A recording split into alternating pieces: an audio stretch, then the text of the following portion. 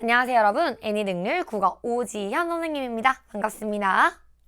자, 오늘도 우리 달달이 읽고 곰곰이 생각하는 달고만 국어 문법 시간 들어가 볼 건데요. 자, 오늘은 우리 중복 표현과 관련된 거를 배워볼 겁니다. 자, 중복 표현은요, 한 문장에 비슷하거나 같은 단어가 2번 이상 나오는 거예요. 자, 그럼 우리가 불필요한 말을 여러 번 반복하고 있는 거죠. 에이 선생님 누가 그렇게 얘기해요? 라고 할 수 있지만, 자, 들어보세요. 저는요, 상을 수상했습니다. 여러분들 이상한가요? 별로 안 이상하죠? 선생님, 그리고요, 우리가 학급 회의를 했는데요, 과반수 이상이 찬성했어요. 별로 안 이상하죠? 자, 우리가요, 이런 것들이 일상생활에서 굉장히 낯설지 않게 자주 사용하고 있습니다. 근데 사실은 틀린 표현인 경우가 많아요. 너무 궁금하지 않나요? 바로 들어가 볼게요. 그러면 출발!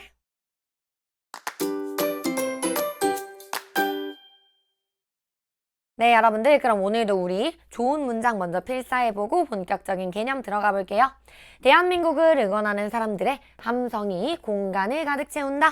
자, 이 문장 자체는 틀린 문장이 아닙니다. 우리 좋은 문장 필사하는 거니까요. 자, 근데 우리가 흔히 이거를 뒤에 뭘 붙이냐면 함성 소리라는 표현을 붙여요. 자, 우리가 이 성자 있죠? 이 성이 소리란 뜻이거든요.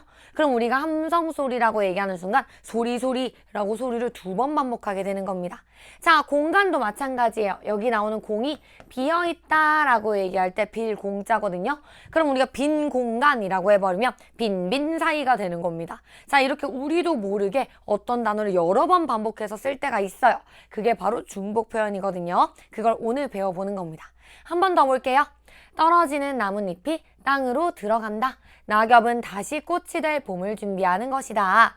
자, 여러분들 이 문장도 올바른 문장입니다. 자, 떨어지는 나뭇잎, 이게요 결국 낙엽이랑 같은 말이에요. 자, 왜냐면 떨어지다, 낙입니다. 엽은요, 나뭇잎, 엽자죠. 그렇기 때문에 떨어지는 나뭇잎 괜찮아요. 낙엽 괜찮아요. 그런데 떨어지는 낙엽은 이라고 하면 안 된다는 얘기입니다. 자, 이해되죠? 자, 이런 식으로 우리가 같은 말을 여러 번 쓰는 거, 그걸 바로 우리가 중복 표현이라고 하는데요. 자, 문장 속에서 뜻이 비슷한 단어를 사용하는 것, 그걸 우리는 중복 표현이라고 합니다. 자, 근데 중복 표현은요, 주로 방금 본 것처럼 한자어의 뜻을 이해하지 못해서 발생하는 경우가 많습니다. 자, 왜냐하면 한자어는요, 한 글자마다 뜻이 들어가 있거든요. 그래서 우리가 두 글자로 이루어진 단어는 두 뜻이 같이 이루어진 경우야. 그럴 때 우리는요, 이 한자어의 뜻을 이해하지 못해서 생기는 경우가 많은 거죠. 자, 근데 문장에서 중복되는 표현은 사용하지 말아야 됩니다. 자, 예를 들어 볼까요? 내비게이션 얘기해요. 왼쪽으로 좌회전하세요. 이게 들려요. 자, 근데 이게 왼쪽 그리고 좌 같은 말이죠. 그럼 왼쪽으로 회전하세요 라는 말이랑 같은 말이거든요. 이렇게도 쓰면 안 된다는 얘기입니다. 자, 또 그러면 식당에 도착하면 어떤 것을 먹을지 서로 상의하렴. 자, 서로, 그리고 여기 상의에서 상 있죠? 이것도 서로 상자입니다. 그럼 서로 얘기하렴 이란 뜻이 되는 겁니다. 자, 이런 건 우리가 의도치 않지만 같은 말을 2번씩이나 쓰고 있는 거죠. 자, 여기도 새로운 신제품 이 상을 수상했습니다. 자, 새롭다, 신 같은 말입니다. 새로운 제품이라고 얘기하는 거고요. 상을 수상했습니다. 여기 상 또 있잖아요. 그러면 상을 받았습니다. 이렇게 되는 겁니다. 그래서 우리는 좌회전하세요. 서로 의논하렴. 새로운 제품이 상을 받았습니다. 자, 이런 식으로 불필요한 말들 하나씩 빼줘야겠죠. 자, 여기 밑에 다 나오는 거 선생님이 지금 설명을 한 거고요. 넘어가 보도록 하겠습니다.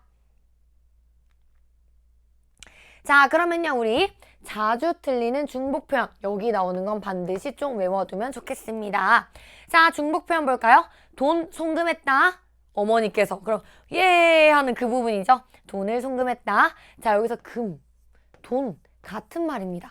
그럼 돈을 보냈다 라는 얘기가 되는 거죠. 이것도 그냥 돈 보냈다 혹은 송금했다 정도만 쓰시면 됩니다. 자, 미리 예습하다. 이 예자도요, 미리랑 같은 말이에요. 그럼 미리 공부하다는 얘기거든요. 그래서 우리는 미리 공부하다 라고만 하던지 아니면 예습하다 라고만 하던지 둘 중에 하나만 써줘야 됩니다. 자, 여기 이거 우리 진짜 많이 쓰는 말이거든요. 야, 우리 과반수 이상이 찬성했잖아. 이렇게 해 라고 얘기할 때 얘들 이 과자가요, 넘다, 지나다 할 때 과자거든요. 그럼 이미 절반 을 넘은 숫자란 뜻이거든요. 그러면 절반을 넘은 숫자가 이상이 찬성했다. 이상하죠. 자, 그렇기 때문에 과반수가 찬성했다. 혹은 과반수란 말을 쓰지 말고 절반 이상이 찬성했다. 이런 식으로 써줘야 됩니다. 자, 생각보다 어렵죠? 자, 남은 여가 시간 얘기할 때도요. 이 여자가 남은 이란 뜻입니다. 그래서 이런 시간은요. 여가에 뭐 할까? 라고 하던지 남은 시간에 뭐 할까? 라고 하던지 지금 체크된 것들 중에서 하나만 써줘야 되는 거예요. 자, 마지막 이것도 진짜 많이 쓰죠. 계약하고 나서 야, 너무 오랜만이다. 너 방학 기간 동안 뭐 했어? 라고 우리 많이 물어보잖아. 자, 여기서 이 기간, 동안 이거 있죠? 같은 말이에요. 왜냐면 이 간자가요. 사이란 뜻입니다. 그러면 방학의 시간 사이 같은 말이거든요. 동안이랑 같은 말입니다. 그럼 이것도요. 방학 기간에 뭐 했니? 아니면 방학 동안 뭐 했니? 라고 써줘야 되는 겁니다. 자, 여러분들이 이런 표현들 지금 낯설지 않잖아. 왜냐면 우리 일상생활에 너무 이렇게 많이 쓰고 있기 때문입니다. 하지만 여러분들은 선생님한테 배웠기 때문에 이제 이렇게 올바르게 쓸 수 있겠죠? 자, 문장 속에서 뜻이 비슷한 단어를 사용하는 거 우리 중복되는 표현이라고 얘기를 하고요. 글을 쓸 때 중복 표현을 사용을 권장하면 안 되죠. 그럼 같은 말을 여러 번 반복하는 거니까요. X 치시면 되겠습니다. 오늘 내용이 쉬운 것 같으면서 아리까리 헷갈리는 그런 내용이에요. 그래서 우리가 문제를 복습 한번 해볼게요.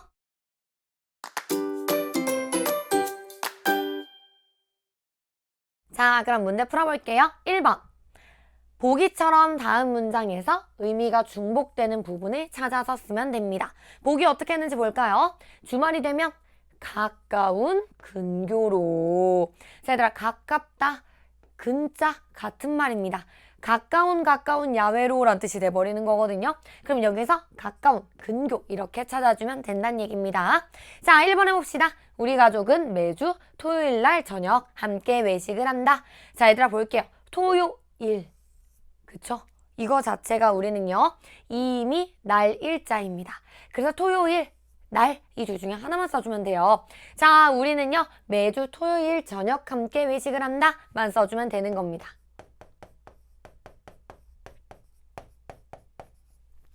이렇게 써주면 되겠고요. 2번, 이거 아까 했던 거네요. 미리 예습을 하면 수업 내용을 더 잘 이해할 수 있다. 예 자체가 미리란 뜻이라고 했죠? 자, 그러면 미리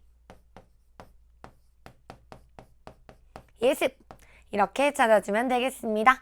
3번도 쉽습니다. 사람이 없는 무인 같은 말이잖아요. 그거 그대로 써주면 되겠습니다. 없을 무자죠. 사람이 없는 섬. 이거 자체가 무인도인데 사람 없는 섬이라고 2번 얘기해 주는 거니까 그렇게 체크해 주시면 되겠습니다.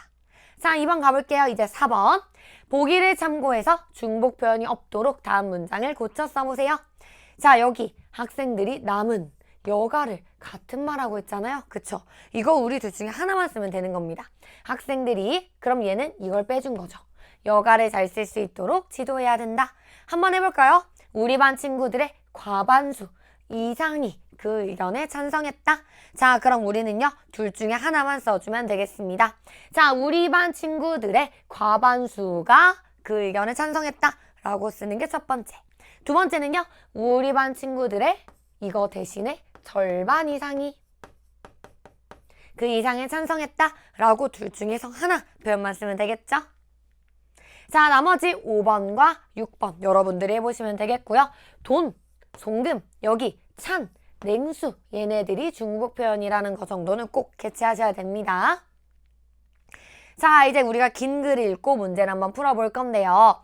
우리 가족이 제주도에 있는 삼촌 집을 방문한 그런 내용입니다. 자, 문제 볼게요. 기억.